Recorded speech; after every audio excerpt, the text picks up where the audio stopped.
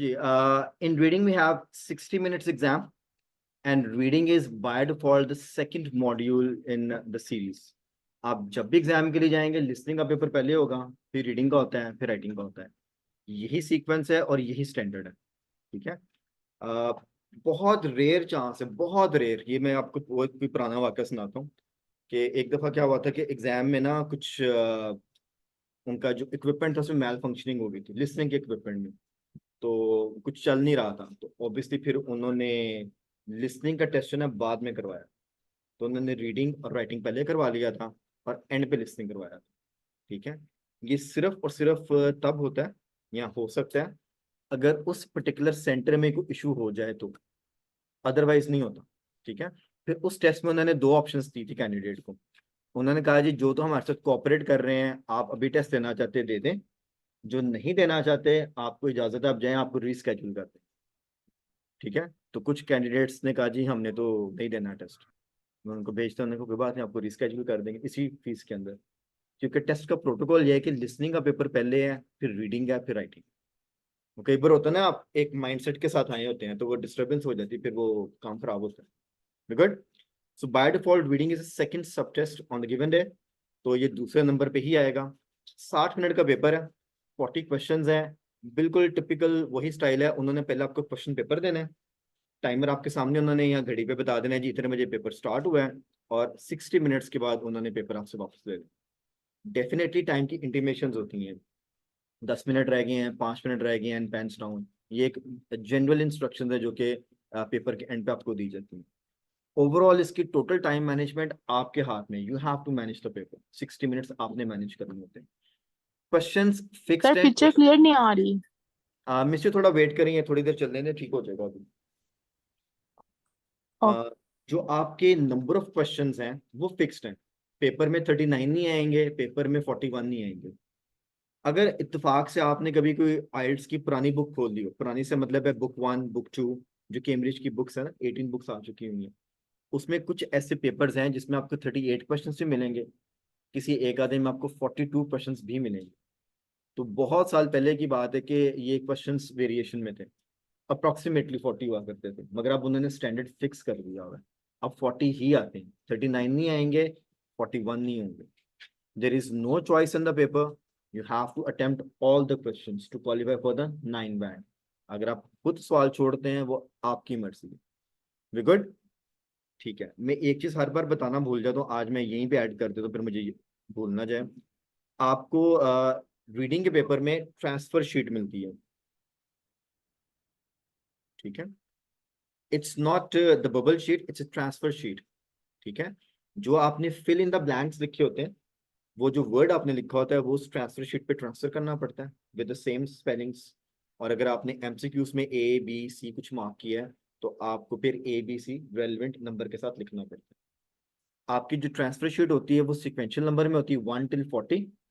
जिस क्वेश्चन का आंसर आपने मार्क किया हुआ या लिखना चाहते हैं ट्रांसफर शीट में, उसी नंबर के आगे आपने उसका रेलिवेंट आंसर पुट अप करना होता है। That's the requirement. एग्जाम में आपकी जो ट्रांसफर शीट है वो चेक होती है। आपका जो क्वेश्चन पेपर है जो आपके हाथ में है वो काइंड ऑफ आपका कह लेंगे रफ वर्क है। ठीक है। उस पर अगर आप कार्ड देते हैं, शॉर्ट फॉर्म में लिखा है, जो मर्जी करें, कोई फर्क नहीं पड़ता। ट्रांसफर शीट पे जो आंसर है वो एक्यूरेट और करेक्ट होना चाहिए according to the question number. That's the requirement. और जो ट्रांसफर शीट है ये इसी 60 मिनट्स में फिलअप करनी होती है। लिसनिंग के पेपर की तरह इसके लिए कोई एक्स्ट्रा टाइम नहीं होता। लिसनिंग के पेपर में आपको 10 मिनट्स एक्स्ट्रा मिलते हैं पेपर के बाद फिलअप करने। रीडिंग में ऐसा नहीं है। तो kindly my dear friends confuse नहीं होना। रीडिंग में उसी के ऊपर सॉल्व करना विद इन 60 मिनट्स। ओके। ये जो इंस्ट्रक्शंस मैं आपको बता रहा हूँ ये एग्जाम वाले दिन भी उन्होंने बतानी है, ये बोल के बताते हैं लोग। तो जब आप यहाँ पे प्रैक्टिस करते हैं मेक श्योर कि आप इसको प्रैक्टिस में लेके आए। अगली बात जी, आगे मैंने लिखा हुआ है एकेडमिक एंड जनरल, क्योंकि हम मिक्स क्लास कर रहे हैं, इसमें हम एकेडमिक स्टूडेंट्स को भी इकट्ठा लेकर चलेंगे, जनरल को भी। तो जो एकेडमिक कैंडिडेट्स हैं आपके एग्जाम में 3 पैसेजेस आते हैं, उस पर लिखा होता है passage 1, passage 2 and passage 3। Sequential order में होते हैं, टाइटल्स प्लेनली गिवन होते हैं। आई डोंट थिंक सो कि मिस हो जाए। आमतौर पे टेक्स्ट पहले आता है पैसेज, और उसके बाद उसके क्वेश्चंस होते हैं। ठीक है। तो ये इनका एक सीक्वेंस ऑर्डर है, 1 से 13 पहले पैसेज में आते हैं, 14 से 26 और आखिरी पैसेज में 14 क्वेश्चन आते हैं। कभी कभी नंबर चेंज भी हो सकते हैं, पहले पैसेज में भी 14 सवाल आ सकते हैं। एक्चुअली इनकी रेंज होती है 12 से 15, मिनिमम 12 क्वेश्चन आएंगे, मैक्सिमम 15 आएंगे एक पैसेज के अंदर। मगर अब काफी साल हो गए हैं, इन्होंने ना कुछ चीजें फिक्स ही कर दी हैं। तो अगर आप पिछले कुछ चंद सालों के पेपर उठा के देखें या आप कैम्ब्रिज की बुक्स देखें, तो एकेडमिक में पहले पैसेज में 13 क्वेश्चंस ही दे रहे हैं बार बार। ठीक है, मगर ये वेरिएशन में हो सकते हैं, इसलिए परेशान नहीं होना पेपर में अगर कोई एक क्वेश्चन कम या ज्यादा आ जाए। गुड। अगर मैं जनरल की बात करूं, जनरल के टाइटल्स जो होते हैं वो सेक्शंस लिखे होते हैं, उसमें पैसेज नहीं लिखा होता, उस पर लिखा होता है सेक्शन 1, सेक्शन 2 और सेक्शन 3। सेक्शन 1 में 2 पैसेजेस हैं, सेक्शन 2 में 2 पैसेजेस हैं और फिर सेक्शन 3 में 1 पैसेजेस है। ये बिल्कुल नहीं परेशान होना कि we have more passages in general paper, ऐसा नहीं है। यहाँ पर जो पैसेजेस हैं इन सब के जो लेंथ है वो 2 पेजेस की होती है, 2 पेजेस फॉर ईच पैसेज। यहाँ पर एक पैसेज 1 पेज का और दूसरा पैसेज भी 1 पेज का है। ओवरऑल देखें तो it comes to the same point, एक ही जैसी बात। ओके हो गया। इसमें भी सेम सिनेरियो, ये भी 1 पेज का आता है और ये भी 1 पेज का आता है। तो यहाँ पर अगर अगेन ये 2 पेजेस का है तो सेम चीज है, और तीसरा पैसेज इसका आता है 2 पेजेस का, तो वो इसलिए एक ही पैसेज। लेंथ और ब्रेड्थ की अगर बात करें of the paper, of the content, of the text, it's exactly the same. Even जो क्वेश्चन टाइप्स हैं आपके, वो एकेडमिक और जीटी के पेपर के अंदर सेम। इसलिए इसको सॉल्व करना है तो उसकी मेथोडोलॉजी भी सेम है, सब कुछ सेम ही, ऑलमोस्ट सेम। कह लें कि जो कंटेंट का डिफिकल्टी लेवल है उसके अंदर थोड़ा सा उन्होंने 19-20 का फर्क रखा। GT is bit easier content wise and academic is bit harder content wise. Otherwise 99% सब कुछ same, length breadth question types each and everything, और इसलिए मेथड्स भी सेम है। इसलिए हम जो भी अभी आपको पढ़ा रहे हैं परेशान नहीं होना, चाहे मैं एकेडमिक का पैसेज करवाऊँ चाहे मैं जीटी का करवाऊँ। बात है कि कॉन्सेप्ट लेना है, क्वेश्चन की टाइप समझनी है और उसके मेथड के ऊपर काम करना, that's the thing we are looking for. तो गुड, यहाँ तक किसी का कोई भी क्वेश्चन होता पूछिए, क्योंकि फॉर्मेट इतना सी बस आगे प्रैक्टिस करनी है। हाँ जी,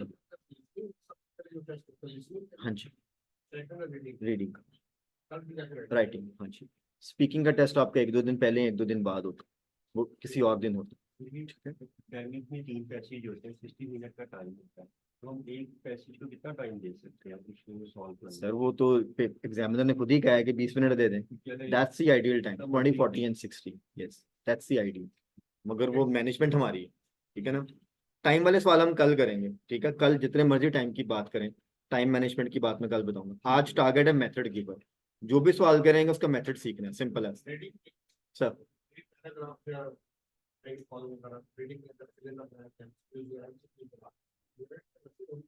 हाँ जी, वो ये डिफरेंट टाइप ऑफ क्वेश्चन, ये पैसेज पे डिपेंड करता है।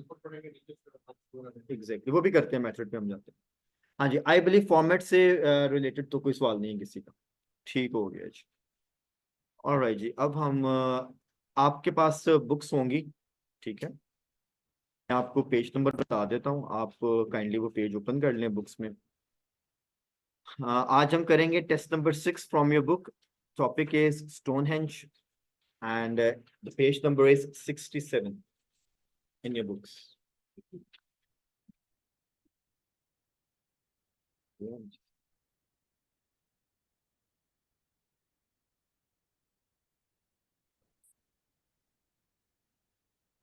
All right, this is the topic we are going to do today, ठीक है। Just if you stay with me on the screen, मैं सिर्फ स्क्रॉल करके आपको दिखा देता हूँ कि पेपर किस तरह का होता है, आपको एक आइडिया हो जाएगा जिन्होंने आज फर्स्ट टाइम मेरे साथ रीडिंग करनी है, ठीक है। आप अगर देखें तो यहाँ पे लिखा हुआ है पैसेज 1, टॉपिक स्टार्ट हो गया है। ये एकेडमिक का पेपर आपको दिखा रहा हूँ, जैसे मैं इसको स्क्रॉल डाउन करूंगा, we have the second page of the passage. पहले पूरा पैसेज होता है और पैसेज के बाद उसी से रिलेटेड क्वेश्चंस होते हैं। क्वेश्चंस का आंसर इसी पैसेज के अंदर है, ठीक है, वहां से पढ़ना है और आंसर निकाल देना है। एक सर पैसेज पे ये जो कहा था कि आपके 13 क्वेश्चंस हैं, तो यहाँ पे आपको नजर आ रहा है कि अब 13 क्वेश्चंस, ठीक है। जैसे आप पेज को स्क्रॉल करते हैं, you go to passage number 2, देखिए क्लियरली मेंशन्ड है, मिस नहीं हो सकता कि कहाँ से पैसेज टू स्टार्ट हो रहा है, ठीक है। So you read the passage two, again ये 2 पेजेस क्या है, जैसे 2 पेजेस कंप्लीट हुए हैं उसके बाद आपके आगे इसके रिलेटिव क्वेश्चंस, ठीक है।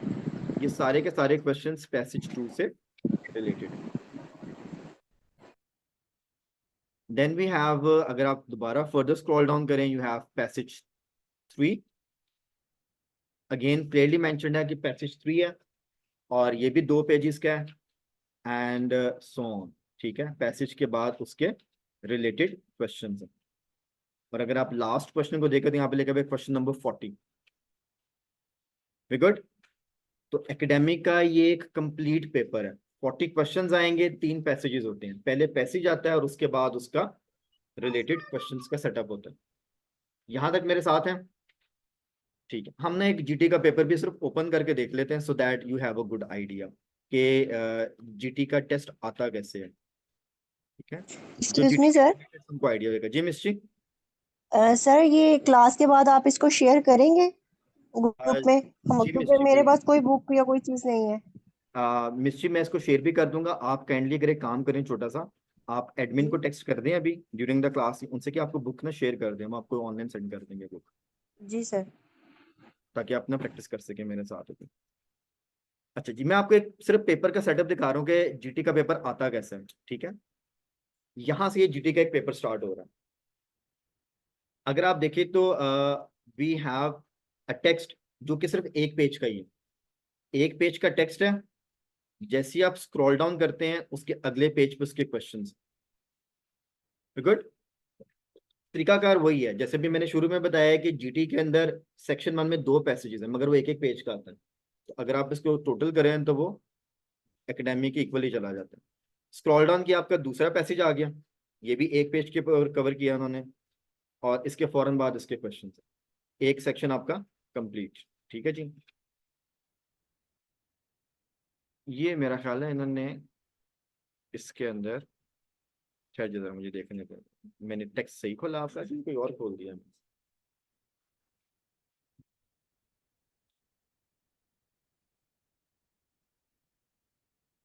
All right, section 1, this is one passage।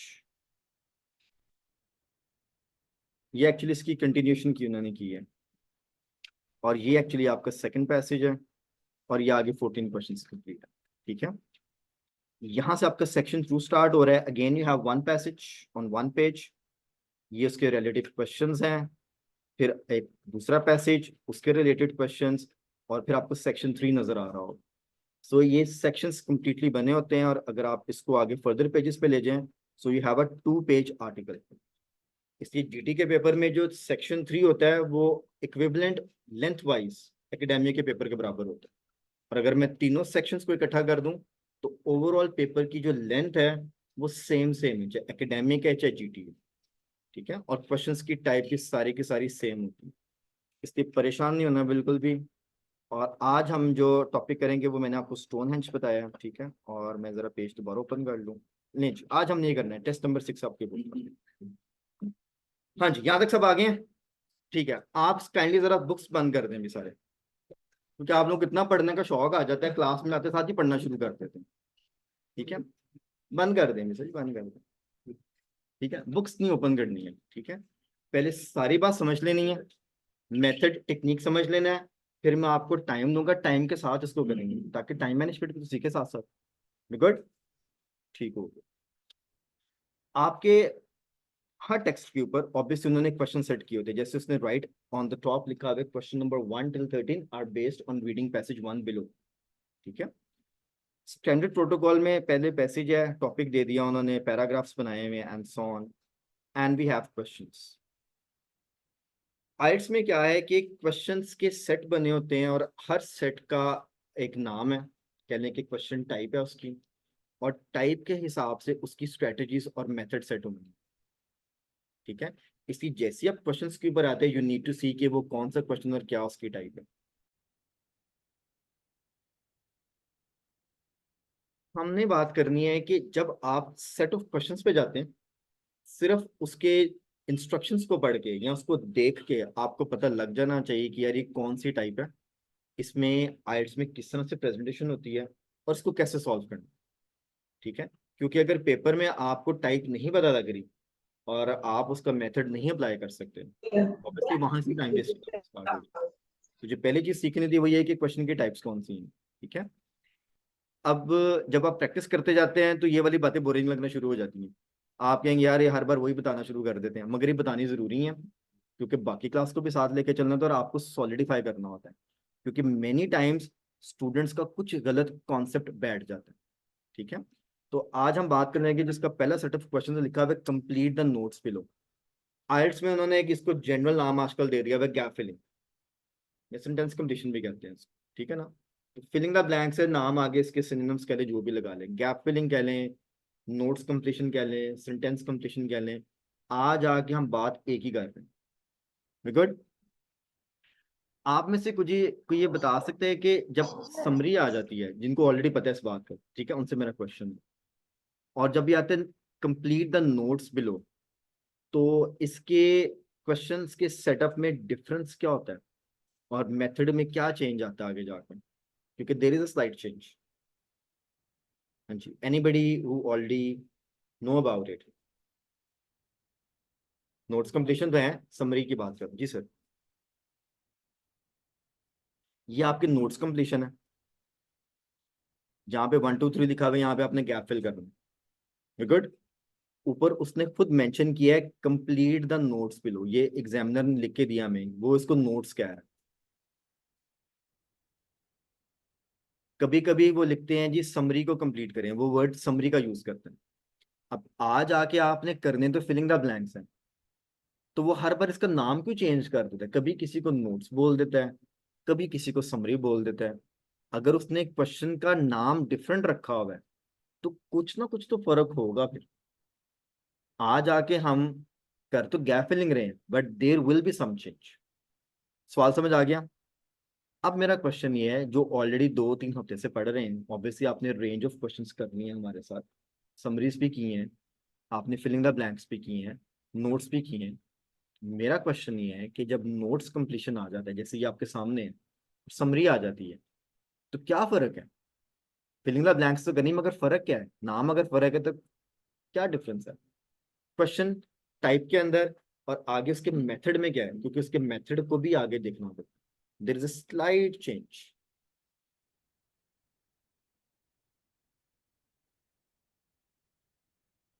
सोच रहे हैं कि नहीं पता। नहीं पता तो क्या, तो नहीं पता, जो सोच रहे हो तो फिर भी ठीक है। आंसर सिक्वेंशियल ऑर्डर में होते हैं, नीता जी कह रही है answers are in sequential order, okay that's one thing, ठीक है। ये तो एक जनरल रूल है, आइल्स में सारे क्वेश्चंस के आंसर सिक्वेंशियल में होते हैं सिवाय मैचिंग को छोड़ के। तो सबकी जब मैंने बात की तो नोट्स और समरी तो उसमें ही एडेड है। और बताएं, और कोई डिफरेंस बताएं। मैं जरा जल्दी से देख लूं इस वाले पूरे टेस्ट में समरी कहीं पे है कि नहीं, ताकि जिन लोगों को नहीं समझ आ रहा वो भी मेरे साथ मिल जाए जरा। हाँ ये देखें, ये वैसे मैंने कल करवाना है, मगर आप ये देखिए यहाँ पे क्या लिखा हुआ है, कंप्लीट द समरी बिलो। अब देखा जाए तो आप तो गैप फिलिंग ही कर रहे हैं ना, तो उसने क्वेश्चन का नाम ही चेंज कर दिया। कहाँ पे दिया होता है? अच्छा चलो ठीक है। और कोई फर्क बताएं, ये तो कभी कभी नहीं भी होता। चलिए ठीक है, ये एक वाजिया फर्क हमें नजर आ गया, ठीक है। जब भी समरी के क्वेश्चन आते हैं तो वो एक पैराग्राफ बना के दे देते हैं, ये क्वेश्चन की प्रेजेंटेशन में फर्क है, ठीक है। और अगर वो आपसे नोट्स की बात करें, अगर मैं इसको 2 पेज पीछे ले जाऊं, तो वहां पे आपको सिंगल सिंगल स्टेटमेंट नजर आ रही है, ठीक है जी। ये तो एक वाजिया फर्क नजर आ गया सिर्फ क्वेश्चन की प्रेजेंटेशन में, अग्री। बेसिक क्राइटेरिया सेम है, गैप ही फिल करना, ठीक है। तो पहला फर्क तो ये हो गया, नोट्स कंप्लीशन में हमेशा सेंटेंसेस आते हैं और समरी में हमेशा पैराग्राफ की सूरत में क्वेश्चन पोस्ट किया जाता है। That's the visible difference in the question formation. आगे इसके मेथड में आप चेंज बताएं मुझे, मेथड में क्या चेंज हो। हाँ जी, हाँ जी, हाँ जी, दसो दसो।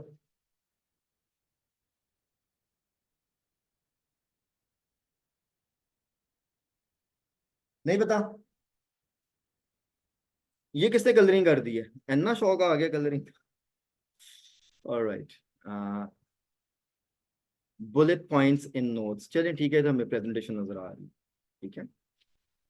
समरी के आंसर मोस्ट प्रोबेबली एक या दो कंसेक्यूटिव पैराग्राफ्स में मिल जाते हैं, क्योंकि जब भी वो समरी क्रिएट करता है ना, ये बात समझनी है जी, इसको 1 मिनट रोक लें जरा, ये बात बड़ी जरूरी है, गुजर गई ना ऊपर से तो फिर घूमते रहना आपने। समरी मैंने दिखाई है, जो भी मैंने कल करवानी है आपको। जब भी आपके समरी के क्वेश्चन आते हैं ना, इसका जो रेफरेंस पैराग्राफ है ना, यहाँ तो वो एक ही पैराग्राफ होगा, और अगर उसमें ज्यादा क्वेश्चन है तो वो मल्टीपल पैराग्राफ्स पे होती है, मगर होते हैं हमेशा कंसेक्यूटिव में। दैट्स द रूल, या that's how they set up the question. We good? क्योंकि इसमें तो 3 क्वेश्चन नजर आ रहे हैं, तो मे बी एक ही पैराग्राफ की समरी हो या दो की हो सकती है। कभी कभी समरी में भी 6 6 सवाल आ जाते हैं। अगर पूरे आर्टिकल में 14 क्वेश्चन है और 6 सवाल समरी में डाल दिए, इसका मतलब उसने आधा आर्टिकल इसी क्वेश्चंस के साथ कवर कर, फिर वो 4 5 पैराग्राफ्स की समरी बना के आपको दे दे, मगर होंगी वो consecutive. That's the like format of the test, that's how they set up the question. जब आप जाते हैं ना सेंटेंस कंप्लीशन में, जो कि अभी हम करने लगे, इसमें क्वेश्चंस के आंसर तो सिक्वेंशियल ऑर्डर में आएंगे, मगर ये शर्त नहीं है कि क्वेश्चंस के आंसर कंसेक्यूटिव पैराग्राफ्स में होंगे, वो इसमें जंप लेता है। नंबर 1 का आंसर मिल गया ना अगर पहले पैराग्राफ में, तो हो सकता है क्वेश्चन नंबर 2 का आंसर तीसरे या चौथे पैराग्राफ में जाके मिले, वो बीच में से 2 3 पैराग्राफ का जंप ले ले। अगला सवाल हो सकता है अगले ही पैराग्राफ में हो, उसके बाद जो अगला क्वेश्चन हो सकता है फिर 1 2 पैराग्राफ के बाद आ जाए। Make sense? समझने की बात यह है कि जब आप नोट्स कंप्लीशन करते हैं, नोट्स कंप्लीशन के अंदर आम तौर पे वो प्राइमरी कीवर्ड्स को इस तरह से सेटअप करते हैं कि जंप लेना आसान हो जाता है, ठीक है। अब इस बात का मतलब क्या है, मैं मतलब समझाने लगूँ, अंडरस्टैंड करना। फॉर एग्जाम्पल यहाँ पे उसने लिखा हुआ है स्टोन हेंज, और उसने एक टाइटल दे दिया कंस्ट्रक्शन, और कंस्ट्रक्शन में से स्टेज 1 लिख दिया। अब stage 1 is a very prominent word, ये कहीं ना कहीं पे आपको आसानी से जो है ना पिकअप होना चाहिए, या उसने टेक्स्ट में कहीं ना कहीं पे लिखा होगा। अगर एग्जैक्टली नहीं लिखा तो उसने कोई ना कोई ऐसा वर्ड यूज किया होगा कि नजर आ जाएगा कि पहली स्टेज की बात कर रहे हैं, क्योंकि स्टेज के साथ जो 1 है वो न्यूमरल के अंदर है, टेक्स्ट में नहीं है। और पेपर के अंदर जो न्यूमरल्स हैं वो बड़े वाज़ेह तौर पे प्रोमिनेंट होते हैं, ठीक है। स्टेज 1 है, स्टेज 2 है, या उसने कंस्ट्रक्शन का वर्ड यूज कर दिया होगा। फर्ज करें ये भी नहीं मिल रहा आपको, स्टेज 1 में नहीं मिल रहा, स्टेज 2 भी नहीं मिल रहा, बट अगर आप यहाँ पे देखें तो यहाँ पर उसने पर्सिली हिल्स का एक वर्ड यूज किया, और ये दोनों के पहले पहले वर्ड्स कैपिटल है। It means it's a proper noun. Proper noun means ये नाम है, नाम का कोई सिनोनिम नहीं होता, वो एज इट इज ही होगा। जैसे आपका जो नाम है, हो सकता है उसका कोई इंग्लिश वर्जन हो, ट्रांसलेशन हो जाए किसी और लैंग्वेज में, बट अगर आप नाम के साथ जाएंगे तो वो जहां पे भी लिखा जाएगा वो उसी तरह लिखा जाता है, और वही प्रोनाउंसिएशन रहती है इसकी। इसका मतलब ये तो आपको कहीं ना कहीं मिल जाएगा। अगर आपने ये वाला वर्ड हाईलाइट कर लिया तो इसका मतलब है कि उसके पीछे वाले या पिछले पैराग्राफ्स में ये 2 आंसर होने चाहिए, क्योंकि सीक्वेंस में आना है, 100% है ये, ठीक है।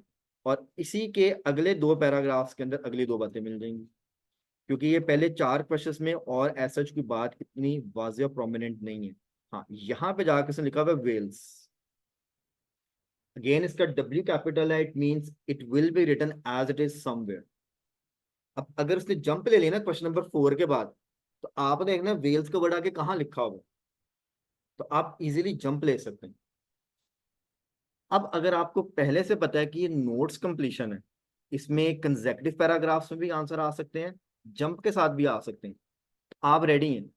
आप एक आंसर फर्ज करें आपने तीसरे पैराग्राफ से निकाल लिया, तो आप तीसरे के बाद चौथे पैराग्राफ में घूमते नहीं रहेंगे यार, आंसर नहीं मिल रहा, आंसर नहीं मिल रहा, आपको पता जंप हो गया होगा, बस अगला प्रोमिनेंट वर्ड पकड़े और जंप करें वहां। इसलिए टेक्निक ये है कि आपने नोट्स कंप्लीशन के अंदर कंसेक्यूटिव पैराग्राफ्स अगर नहीं भी पढ़ रहे हैं ना तो काम चल जाएगा, बट पहले कीवर्ड पे काम किया हो, आपको पता हो कि जंप लेना कैसे है उसके अंदर, आपका टाइम नहीं वेस्ट हो, फटाफट आंसर मिलेंगे। यहाँ तक मेरे साथ हैं? और समरी में क्या है, जहां पे पहला आंसर मिल गया वहां से कंसेक्यूटिव पैराग्राफ्स पढ़ते जाए, 2 3 या एक paragraph, you will find the answers. That's the difference between gap filling in summary and notes. इसी तरह जब टेबल आता है, जब डायग्राम आती है, जहां जहां पर गैप फिलिंग आएगी, अगर क्वेश्चन की टाइप चेंज है, उसके अंदर स्लाइड मॉडिफिकेशन होती है, बेसिक स्टेप सेम रहते हैं।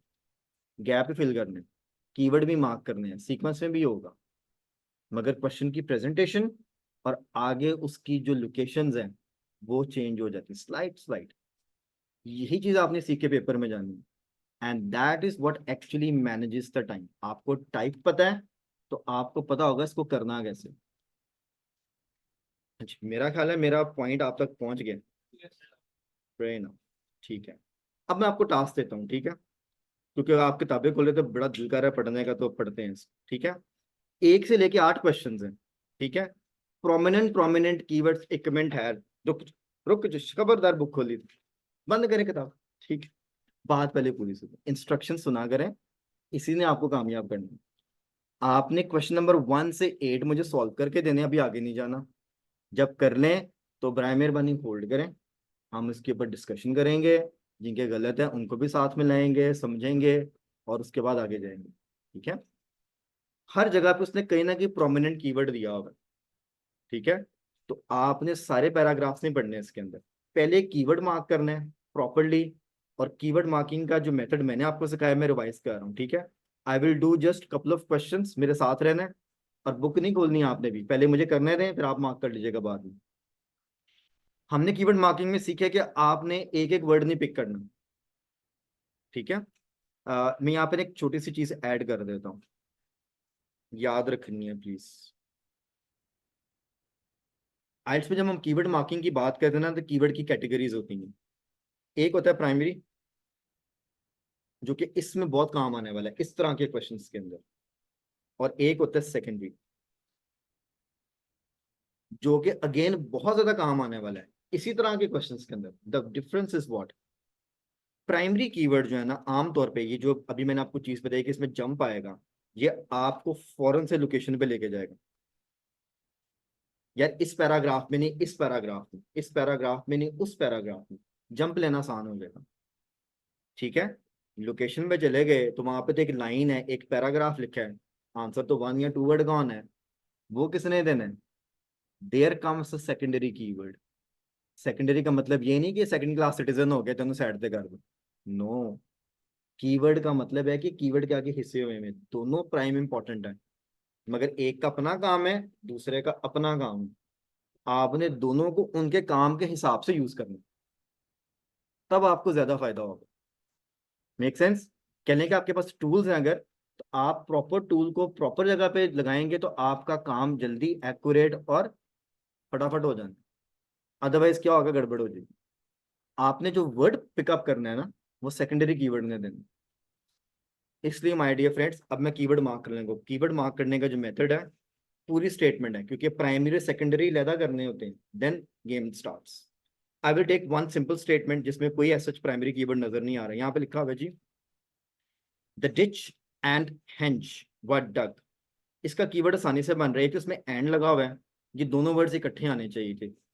तो द डिच एंड हेंच एक हो गया, और ये वर्ड डग हम यहाँ पे एक सेंस बनाने के लिए इकट्ठा ले लेते हैं, ठीक है। That's one keyword. आगे लिखा हुआ है पॉसिबली यूजिंग टूल्स। पॉसिबली का वर्ड मैं लेदा ले लेता हूँ क्योंकि मे बी के साथ आएगा, उसकी ट्रांसलेशन ऐसे बनेगी, क्या जी, यूजिंग टूल्स मेड फ्रॉम। इसी एक स्टेटमेंट को हमने 3 हिस्सों में डिवाइड कर दी। Actually the question is about the material, possibly using tools made from. Tools का नाम नहीं पूछ रहा, उस टूल्स को किस लिए यूज किया उसने पहले लिख दिया, उससे डिच और हेंच बनाए। मुझे बस इतना बता दे, डिच क्या होती है और हेंच क्या होता है। डिच क्या होती है, गड्ढा, खड्डा, पंजाबी च खड्डा ते उर्दू च गड्ढा, ठीक है ना, गड़ा जिसको बोलते हैं, डिच, गड़ा पड़ जाना किसी जगह पे, ठीक है। और हेंच क्या होती है,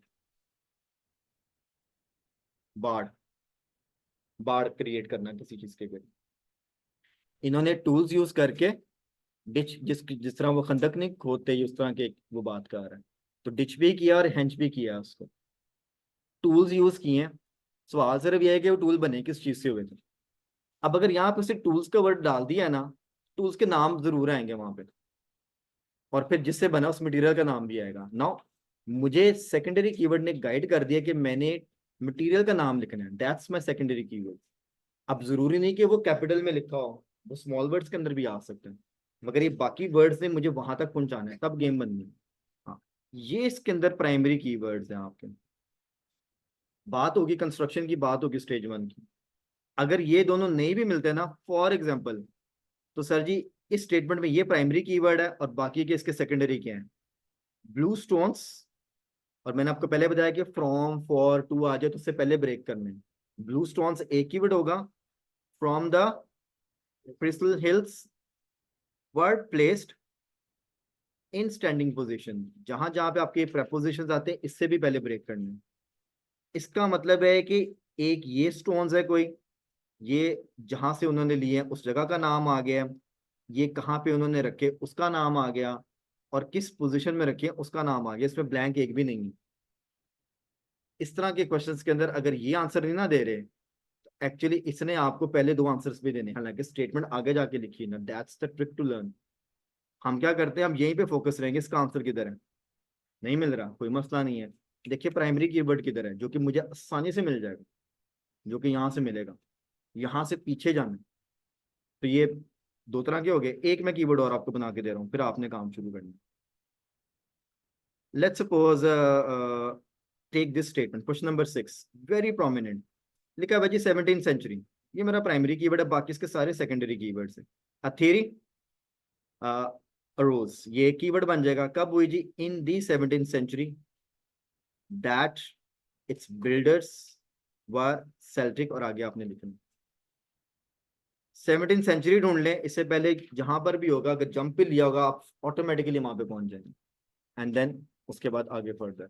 अब इसके अंदर primary keyword in the 1960s है, बाकी इसके सेकेंडरी हैं, तो 1960s लोकेशन दे देगा, बाकी के कीवर्ड्स आंसर देंगे। हाँ जी, बात समझ आ गई है? Okay, I am gonna give you time, 8 question है, कितना टाइम दे दूं, 10 मिनट बढ़े, 10 minute. You got 10 minutes time, you got 8 questions in hand, ठीक है। 10 मिनट के बाद आपसे बात करूंगा, आंसर से पहले कर लेंगे तो होल्ड करना आपने। Just do first 8 questions. एक असूल बना लें, पहला तो ये कि जब आप कोचिंग ले रहे हैं ना, तो इंस्ट्रक्शंस को फॉलो करना है आपको। अगर आप अभी भी हेड डाउन करके काम करते रहेंगे तो टाइम तो ओवर होगी, फिर बात नहीं समझ आएगी, ठीक है। आपने बहुत अच्छी कोशिश की है, एक आंसर भी निकाला है ना, वी गुड टू गो, ठीक है। बात होती है लर्निंग की और मेथड की। It's not about the quantity of answers, quantity of answers by the passage of time with practice will increase, but if you just able to solve one question by yourself और वह आपने समझ के निकाल ली है, तो समझे कि जॉब डन है। कुछ बात समझ आई? जी सर। क्योंकि इन 8 क्वेश्चंस में वो एक ही काम रेपिटेशन मोड पे लगा हुआ, आपने एक ही काम 8 दफा करना था, एक दफा हो गया ना, तो एटलीस्ट आपको आइडिया होगा कि यार ये कैसे निकाला है मैंने। अब उसी काम को जब आप रिफाइन करते जाएंगे, वो स्टेप्स एक्चुअली प्रैक्टिस के बाद रिफाइंड होके इतना सुपर हो जाएगा कि स्पीड भी पकड़ेगा और ऑटोमेटिकली जल्दी भी हो जाएगा और एक्यूरेसी भी आएगी। अभी मैं आपको सिर्फ आंसर्स दूंगा, ठीक है, और उसके बाद मैं इसका रेफरेंस दूंगा आपको। ओके, काइंडली आंसर्स लिख लेने हैं और रेफरेंस इसके ऊपर ही लिखना है। व्हाट आई मीन टू से इज, जैसे अगर मैं इसका आंसर बताऊंगा वो भी इसके ऊपर लिख लें, और इसके ऊपर यहीं पे लिख लें कि यार इसका रेफरेंस ये है। क्योंकि पैराग्राफ्स आपके लेबल्ड नहीं है, हम अपनी अंडरस्टैंडिंग के लिए पैराग्राफ्स को लेबल कर लेते हैं, ताकि जब मैं आपको रेफरेंस तो आपको समझ आ जाए। अब आइल्स के अंदर वो आमतौर पे आपके पैराग्राफ्स को लेबल करते हैं अल्फाबेटिकल ऑर्डर में, ABCD। आप काइंडली अपने सारे पैराग्राफ्स को लेबल करें, पहले को ABCD करते जाए मार्क, करें मार्क। आपका पहला पैराग्राफ A है, तो आपके दूसरे पेज पे जो आपका लास्ट पैराग्राफ है ना, वो K बनना चाहिए, फिर मेरा और आपका रेफरेंस सेम हो जाएगा। ABCDE 5 पैराग्राफ है, ABCD पहले पेज पे बन जाएंगे, और EFGHIJK आपका आखिरी पैराग्राफ के लेबल्ड होना चाहिए, खुद से लिख लें इसके ऊपर। सर पैराग्राफ को ना काइंडली लेबल कर लें खुद से, के फॉर काइट बनेगा, ठीक है। मैं आपको रेफरेंस दूंगा ना, वो इजी हो जाएगा। मैं आपको कहूँगा जी इस फलाने पैराग्राफ में फलानी लाइन है, तो फिर आप फौरन से पहुंच जाएंगे। आपका जो आखिरी पैराग्राफ है ना उसको लेबल के लगना चाहिए, के फॉर काइट। हाँ जी, ऐसे ही बने सीक्वेंस में सबके। हाँ जी, आप जो दो दोस्त बैठे हैं तो मेरी भी सुन लो यार। हेलो पाजी, थोड़ा जब मेरे बल ध्यान। के बन रहा है, अब बात नहीं करनी, ठीक है? ठीक है, I will be highly obliged अगर आप बात नहीं करेंगे तो। और I am gonna give you the answer and I am gonna give you the reference. I want के आंसर लिखें और रेफरेंस लिखें। किसी ने भी पेज टर्न किया ना तो फिर कुट्टी हो जानी है। कुट्टी समझते हैं? मैंने नहीं पढ़ाना, फिर इंस्ट्रक्शन फॉलो करनी है प्लीज। आपने फौरन जाके आंसर नहीं निकालना, भी हम मिलकर निकालेंगे, ठीक है? ऑलराइट, क्वेश्चन नंबर 1 आंसर है डियर एंटलर्स। मैं स्पेल पर बोल देता हूँ, DER एंटलर्स, ANTLERS, ये आंसर है। ये आपको पैराग्राफ बी में लाइन नंबर 2 से 4 में मिलेगा। हाँ जी, इसी के ऊपर ही लिख लें B, line number 2 to 4। Good. Question number 2 answer is timber posts. Timber posts, answer के साथ ही लिख लें paragraph B, line number 4-5। Paragraph B, line number 4-5। Number 3 answer है ट्री ट्रंक्स। ट्री ट्रंक्स, इसका रेफरेंस है paragraph D, delta, line number 1 till 3, 1 से 3, delta 1-3। Question number 4 answer है ऑक्सन। रेफरेंस है पैराग्राफ डी, लाइन नंबर 5-7, 5 से 7। जिसे मुझसे क्या सर, आंसर है ऑक्सन, रेफरेंस है डेल्टा 5-7, 5 से 7। ओके हो गया? अभी भी कुछ लोग मेरी बात नहीं मान रहे हैं, फिर आपने कहना सर समझ नहीं आई है। सर जी ना तको यार, मेरे वाल तक लो, सुन लिया करो इंस्ट्रक्शन नु, प्यार प्यार से बात करो। लगता है आप लोग चाहते हैं डांटू मैं आपको। Number 5 is glaciers, that's the answer. Reference is echo, paragraph E, line number 1-5, 1 से 5 तक मिलेगा। E, echo. हाँ जी, glaciers is the answer, paragraph E. ये नंबर 5 का आंसर। Number 6 is druids, DRUIDS, druids, ये ट्राइब में उसका नाम है, ड्रूइड्स। ये पैराग्राफ जी में मिलेगा, G for goat, DRUIDS, druids is the answer. Reference है जी 1-3, 1 से 3। Number 7 answer is burial, BURIAL, burial. Reference है paragraph I for inkpot, line number 1-4, 1 से 4। And number 8 answer is calendar.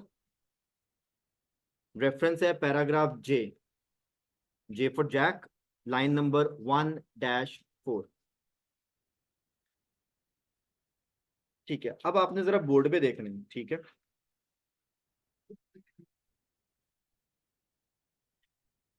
ये जो मैंने आपको कहा था ना रेफरेंस लिखे, एक्चुअली चीज समझानी होती है, टेक्निक्स यहाँ से निकलती हैं। आप लोग ना अभी कुछ लोग इंस्ट्रक्शन नहीं सुन रहे थे, तो फिर आपको ना मेथड्स नहीं समझ आएंगे। रेफरेंस क्यों लिखवाया मैंने, अब आपने मुझे डिक्टेट करवाना है, ठीक है? इसका रेफरेंस मैंने बी लिखवाया,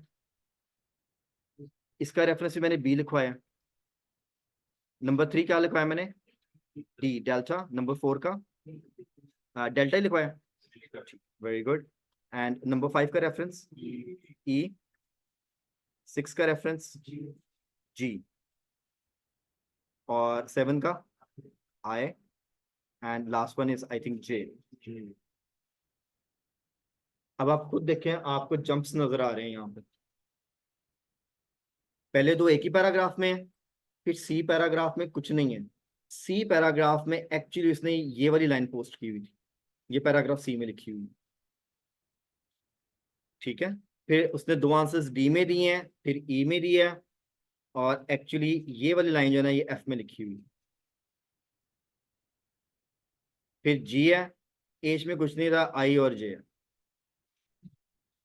टोटल के पैराग्राफ है। इन 8 क्वेश्चंस के लिए उसने आपको पूरा आर्टिकल पढ़ा हुआ दिया, ठीक है। अब अगर आपको पता है कि नोट्स कंप्लीशन में जंप आना ही आना है, तो वो जो बीच के पैराग्राफ्स में वो फिर स्किप करने हैं इसके अंदर।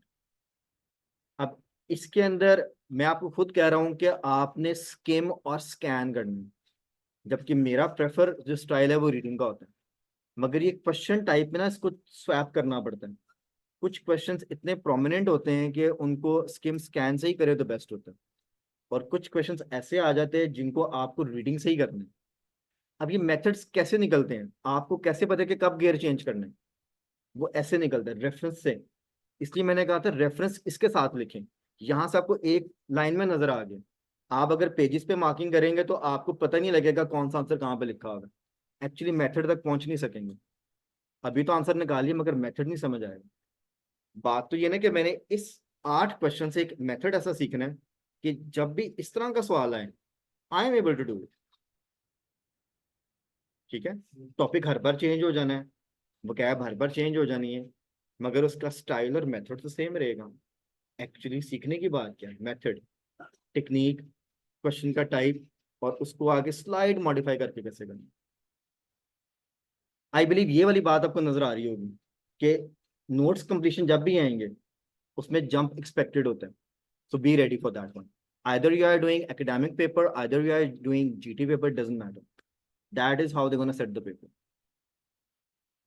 हाँ जी, are we good? सर एक क्वेश्चन है। Sir, सर हम पैराग्राफ बोलकर रीड करते हैं, उसमें कुछ वर्ड्स को हम उर्दू में उसको कॉन्सेप्ट कर करके ना समझ के तो हम ये चीज आती है। उसमें ये होता है समटाइम्स किसी लफ्ज की हमें उसका तर्जुमा नहीं पता होता, हम उसको समझ नहीं सकते, फिर माइंड उस वक्त कहता है कि नहीं तुम तो तलाश ही नहीं कर ठीक है। सकते आंसर। चलिए, इसका मैं अभी आंसर आपको क्या कर। समझाए फिर? सर का सवाल समझ आ गया? सर का क्वेश्चन बड़ा अच्छा, और like one of the common problems है आइल्स के अंदर, कि आपको हर वर्ड का मीनिंग नहीं आता होता, और कुछ वर्ड्स ऐसे हैं जो आपने जिंदगी में पहली दफा पढ़े होते हैं, वो तो बिल्कुल ऊपर से गुजर जाते हैं। Make sense? कुछ है कि आपने पढ़े होते हैं मगर आपको उस वक्त मीनिंग याद नहीं आता। It's a problem. इसको सॉर्ट आउट कैसे करना है, पहले मैं ये क्वेश्चंस को एक बार डील कर लूँ, उसके बाद मैं आपको एक जनरल टेक्निक बताऊंगा। जनरल टेक्निक का मतलब है वो हर क्वेश्चन में अप्लाई होगी, वो कैप की बात करेंगे, ठीक है सर जी।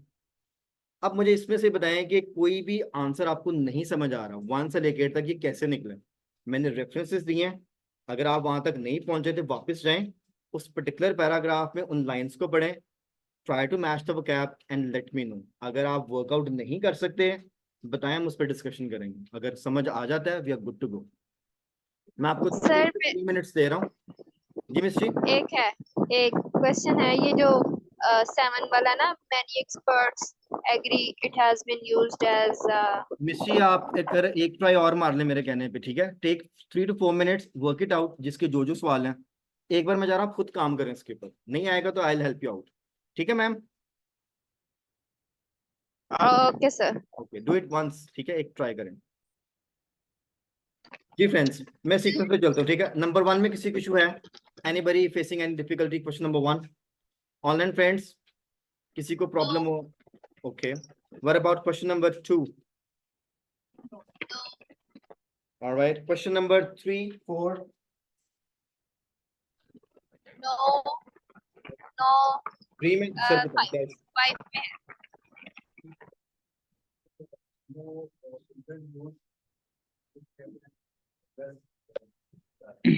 फोर वाला सर समझाइएगा। मैं सर 3 वाला कर रहा हूँ डिस्कस एक कैंडिडेट के, फिर मैं 4 पे करता हूँ। ऊंचा बोले सर सवाल तक सबको सुनाई दे, क्या कह रहे हैं आप? ठीक है,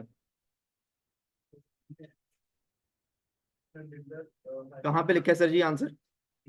डी में, ठीक है। चौथा पैराग्राफ की बात करें, ABCD, जी सर, ठीक है।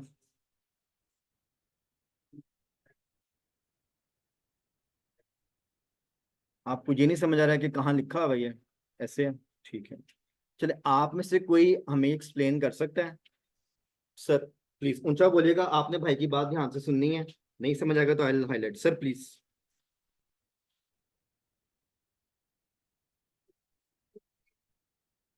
builder used dash to make sleds and rollers. ठीक है, मतलब क्या यूज किया गया स्लेज और रोलर्स बनाने के लिए? तो स्लेज और रोलर्स बनाने के लिए ट्री ट्रंक्स यूज किए गए, ये कैसे पता लगा? अब वो ये जो हमें चीज कंफ्यूज करती है ना, आउट ऑफ का मतलब ये किससे बने? तो ट्री ट्रंक से स्लेज और रोलर्स बने। वो मतलब आउट ऑफ का लग हमें बस कंफ्यूज करता है, लेकिन वो रोल है तो मतलब ये समझ लग गया मतलब चलिए मैं इसकी सर की बात को हाईलाइट करता हूं। सर आपने बहुत जबरदस्त एक्सप्लेन किया, ठीक है। अ, जो अभी थोड़ी देर पहले फहीम साहब ने भी बात की थी वो भी मैंने ऐड करनी है, ठीक है। थोड़ा थोड़ा यहाँ पे ऐड करूंगा, उसके बाद एक जनरल टेक्निक भी आपको बताने वाला हूं। मैं पैराग्राफ 4 की फर्स्ट 3 लाइंस पढ़ूंगा, ठीक है। यहाँ पे लिखा है जी, according to one long standing theory among archaeologists, stone hands builders fashioned sledges and rollers। ये उन्होंने वर्ड जो है ना, ये दूसरी बार यूज किया है, ये ऊपर वाले पैराग्राफ में भी यूज हुआ है, फैशनड, ठीक है। आमतौर पे हमारा जब हम फैशन का वर्ड यूज करते हैं तो वो पहनावे के ऊपर हम ज्यादा लेके जाते हैं, ट्रेंड्स की बात हम करते हैं। फैशन का मतलब हम ट्रेंड को लेते हैं कि यार आजकल क्या फैशन चल रहा है, एक्चुअली हम ट्रेंड को फॉलो करते हैं। Make sense? यहाँ पर जो वर्ड फैशनड है वो ट्रेंड को रिप्रेजेंट नहीं कर रहा। क्या बोला था सर आपने भी? ठीक है। फैशन का यहाँ पे जो मतलब है ना, फैशन का वैसे जो मतलब होता है वो ये होता है किसी चीज को बनाना, to make something out of something. आप कुछ यूज करके कुछ बनाते हैं। अब यहाँ पर फैशन जो है वो सिर्फ बनाने को रिप्रेजेंट कर रहा है। उन्होंने बनाया, क्या बनाया? Sledges and rollers. वो बिल्ड का जो वर्ड है यहाँ पे फैशन के साथ पैराफ्रेस्ड हो गया, यहाँ कह लें कि सिनेमाइज्ड हो गया, ये जरा हायर लेवल की सिनेमाइजेशन। अब बनाया तो ये बिल्डर्स की बात हो गई, वन थिंग बिल्ड किया sledges and rollers out of. ये सर ने बहुत अच्छा पॉइंट आउट किया है, आउट ऑफ होता है कि इसमें से बनाया। अब एक्चुअली जो फैशन का वर्ड है ना, ये इसके साथ यहाँ पे जुड़ा हुआ है, क्या यूज करके उन्होंने स्लेजेस एंड रोलर्स बनाए थे। तो उन्होंने टी ट्रंक को यूज किया, स्लेजेस और रोलर्स बनाए। मैंने भी आपको डेफिनेशन क्या दी है? To make something out of something. Something क्या बनाए हैं? Sledges and rollers. Out of means tree trunk. अब ये सारी की सारी गेम एक्चुअली सिर्फ इस वर्ड की वोकैब पे टिकी हुई थी और फिर उसके यूजेज पे टिकी कि आपको फैशन वर्ड का वैसे समझ आए और फिर उसका यूज समझ आए कि जब ये इस सेंटेंस में यूज किया है तो यहाँ पर तो वो किसी ट्रेंड्स की बात नहीं कर रहा या किसी पहनावे की बात नहीं कर रहा, यहाँ पर एक्चुअली वो बनाने की बात कर रहा है। अब वोकैबुलरी कैसे इनहैंस हुई? आपने इस टेक्स्ट में अब यहाँ पर अपने लिए नोट्स ले लेने कि यार फैशन के वर्ड का यही मतलब भी होता है, और अगर वो इस तरह यूज होगा तो उसका मतलब है कि to make something out of something. इसके साथ हमेशा आउट ऑफ का वर्ड जुड़ा हुआ होगा। आप वो क्वेश्चन जैसे मर्जी पैराफ्रेज कर दें, आपको ये बात समझ आ गई है, मैं जौन सा मर्जी टॉपिक लगा दूं यहाँ पे, उसकी वोकैब चेंज कर दूं, ये वाला आपको आंसर फिर भी मिल जाए एवरी टाइम। एक्चुअली इस वाले स्टेप को जो भी हमने किया है इसको बोलते हैं रीडू। रीडू का मतलब है आंसर गलत हो गया है, आंसर मुझे पता भी लग गया सही वर्ड, मुझे लगा यार ट्री ट्रंक्स लिखा आंसर, मैंने की में मैच कर लिया, मगर अब लाइन में ऐसा क्या लिखा है कि मैं ट्री ट्रंक तक पहुंच जाऊं। बात वही प्राइमरी और सेकेंडरी कीवर्ड की आ गई कि वहां पर क्या लिखा है स्टेटमेंट में, उसका अल्टरनेटिव वर्ड क्या लिखा होगा। So that's how you enhance the vocabulary, that's how you solidify the technique. Good. Sir आपने पूछा था नंबर 4 क्वेश्चन, क्या नहीं समझ आया मुझे, थोड़ा सा बता देंगे जिन्होंने नंबर 4 पूछा था अभी। ऑनलाइन फ्रेंड्स, आप में से किसी ने नंबर 4 की बात की थी, would you please highlight what is like still नहीं मिसिंग? 7-5 की बात की थी। सर 5 की ये बात बताइएगा कि ऑप्शन जो है वो आंसर से कैसे निकला है कैसे इसका? निकाल? जी जी। अच्छा, ये एक्चुअली इसमें एक्टिव और पैसिव स्ट्रक्चर यूज हुआ होगा और कुछ भी नहीं, ठीक है। ये जो आपकी स्टेटमेंट है ना, ये पैसिव स्ट्रक्चर में लिखी हुई है। Dash pulled them on giant baskets, ठीक है। इसका कीवर्ड जरा जल्दी से बना लेते हैं, डैश पुल्ड, ठीक है। इसका मतलब है कि यहाँ पे किसी ने किसी चीज का नाम आना है जिसने पुल किया है, ठीक है। किसको पुल किया, ये देम उसने ऑलरेडी यहाँ पे ब्लू स्टोन्स का जिक्र कर दिया, ये उसी के सब बुलेट्स हैं। तो यहाँ पे हम देम की जगह फिलहाल ब्लू स्टोन्स लगा के अंडरस्टैंडिंग क्रिएट कर लेते हैं कि डैश पुल्ड ब्लू स्टोन्स। अब ब्लू स्टोन्स पड़े किस पे थे, एक्चुअली बास्केट्स पे पड़े थे। हमने ये देखना है कि बास्केट्स के पुलिंग की बात कहाँ लिखी है, किसने पुल की थी बास्केट, बास्केट के अंदर ब्लू स्टोन्स था। तो स्टेटमेंट ऐसे बनी हुई है, ठीक है। ये भी अगेन आपके पैराग्राफ डी में अगर आप लास्ट पोर्शन पे चले जाएं तो वहां पर क्लियरली मेंशन्ड है। ये जो पैराग्राफ अभी हम पढ़ रहे थे, अगर मैं इसकी ये थर्ड लास्ट लाइन यहां से पढ़ूं, मोर रिसेंट से, it says more recent archaeological hypotheses have them transporting the blue stones आगे ट्रांसपोर्ट का वहां पे टाइटल ऑलरेडी लगा हुआ है।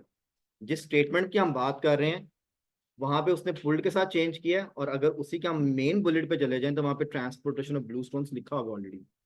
सो transporting the blue stones keyword match है with super sized whisker baskets.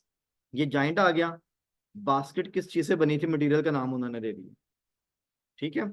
On a combination of ball bearings and long roped planks. ये तो वो चीज है जो कि पुल करने में हेल्प कर रहे थे। क्वेश्चन है कि पुल किसने किया, हॉल्ड बाय ऑक्सन। हॉल्ड का मतलब होता है पुल करना, ये पुल का सिनोनिम। किसने पुल किया, ऑक्सन लिखा होगा जी सर, गुड। अगेन ये वोकैब मैच के ऊपर सारा डिपेंडेंट था। तो if you are matching the vocabulary, again redo की टेक्निक लगाएं, इट वर्क्स। जी सर, जिन्होंने नंबर 4 पूछा था, आपको समझ आ गया, ठीक हो गया।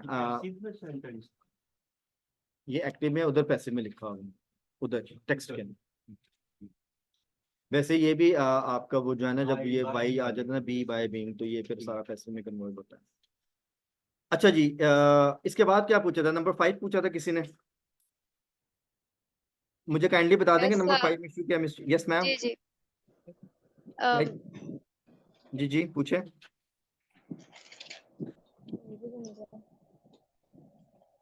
हाँ, क्वेश्चन स्पेसिफिक करेंगे तो जरा हेल्प हो जाएगी मुझे।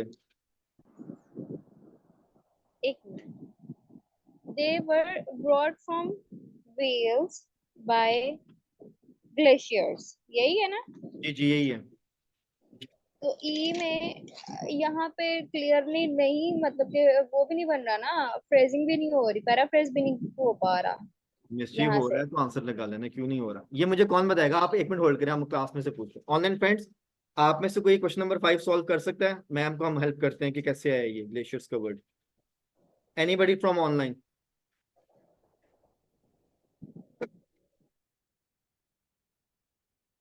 अगर नहीं है तो यार जल्दी जवाब दे दिया करें ताकि मैं फिर क्लास में से पूछ लूँ।